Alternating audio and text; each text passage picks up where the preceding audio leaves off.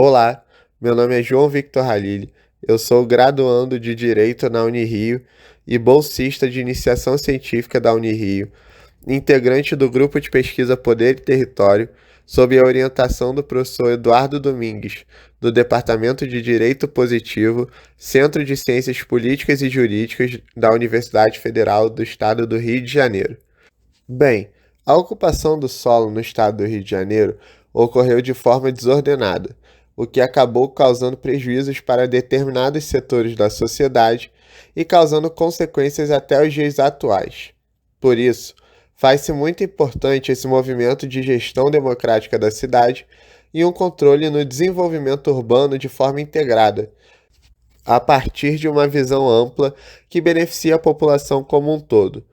Em virtude disso, a aplicação desses instrumentos de controle, tais como o estudo de impacto de vizinhança, é de extrema importância para a efetivação desse objetivo. A questão abordada pelo estudo é a gestão democrática da cidade a partir dos instrumentos de controle e ordenamento urbano, através principalmente da análise do EIV, dentro da região metropolitana do Rio de Janeiro. O estudo de impacto de vizinhança é um instrumento utilizado na gestão e no planejamento urbano que tem como função o diagnóstico de impactos que serão causados pela construção de empreendimentos em meio urbano, indicando medidas eficazes a fim de mitigar os danos possíveis a serem causados por tal construção. O objetivo desse projeto é analisar como os planos diretores dos municípios da região metropolitana do Rio de Janeiro regulam o EIV e, em um segundo momento, analisar o funcionamento dos conselhos da cidade e do EIV.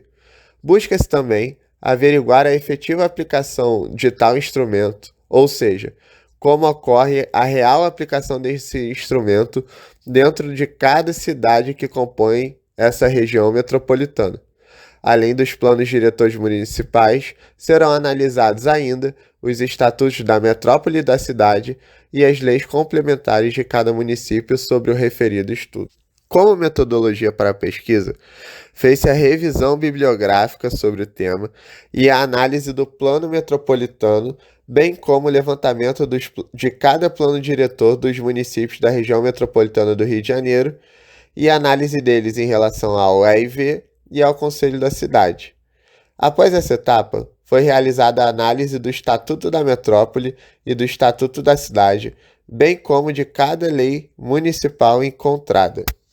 Quanto à separação da legislação, dos 22 municípios incluídos na pesquisa, em apenas 3 deles não foi possível localizar o plano diretor, e apenas em 4 foi possível localizar leis municipais sobre o tema. A título de curiosidade, os municípios de São Gonçalo, Mesquita, Paracambi e Niterói.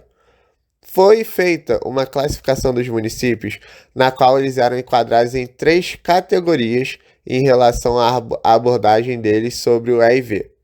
A primeira seria dos municípios classificados como específicos, que são aqueles que detêm os planos diretores que abordam de forma abrangente a questão do EIV e, caso necessitem de alguma lei complementar, é apenas para a regulamentação de uma questão secundária sobre o tema. A segunda classificação seriam os planos diretores indicativos. São aqueles que citam o EIV de forma preliminar, como uma introdução, mas precisam de uma lei complementar para finalizar aquilo que foi indicado. E os ausentes, que são aqueles que só mencionam a necessidade do estudo ou que sequer indicam qualquer critério ou mesmo mencionam o estudo de impacto de vizinhança. De todos os planos diretores analisados, 4 foram classificados como ausentes, 11 como indicativos e 4 como específicos, sendo eles Rio de Janeiro, São Gonçalo, Mesquita e Queimados.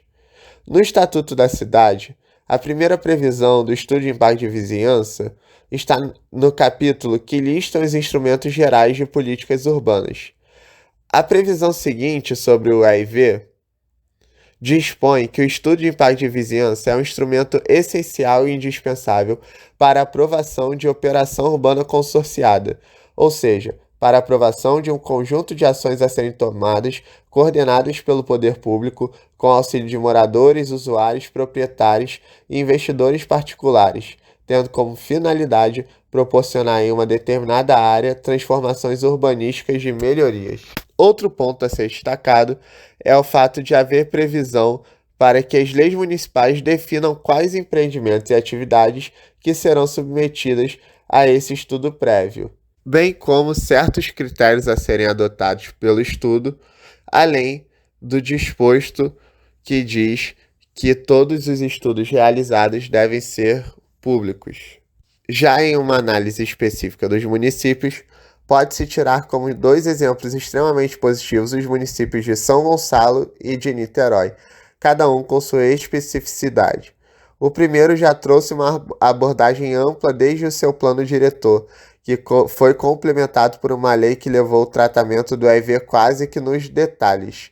Já o município de Niterói não foi tão amplo na sua primeira abordagem ao tema no seu plano diretor, porém, dedicou uma lei inteiramente para sua regulamentação, sanando então toda e qualquer lacuna que foi deixada quando da elaboração do plano diretor. Quanto aos outros municípios, excluindo-se aqueles que foram classificados como específicos, faz-se de urgência a elaboração de leis complementares ao tema, pois trata-se de uma questão extremamente importante e, ao se deixar sem regulamentação, permite-se que a criação de um espaço no qual o descontrole e a desordem prevalecem. O segundo passo, após superar essa dificuldade, é a localização dos estudos efetivamente realizados, o que também já se faz de enorme dificuldade. Por fim, agindo conforme o previsto no referido dispositivo legal, se desejado, deveria ser possível localizar também os documentos utilizados na elaboração do EIV. Porém, fica claro que essa é uma realidade quase utópica, pois se já não há transparência dos próprios municípios quanto às leis elaboradas, se é que foram, quem dirá da transparência dos estudos que efetivamente foram elaborados, sobretudo nos documentos utilizados por eles. Pode-se notar, portanto, o total descaso com o tema por parte das autoridades competentes, pois, como dito, a grande maioria dos planos diretores necessita da legislação complementar para que o instrumento do EIV possa ser tratado com a devida completude que ele requer, em prol de uma gestão democrática e de um desenvolvimento urbano ordenado. A criação do Estatuto da Cidade, do Estatuto das Metrópoles e dos instrumentos de controle urbanístico tiveram o objetivo de regular a expansão territorial no meio urbano, como visto, bem como mitigar erros já cometidos no passado.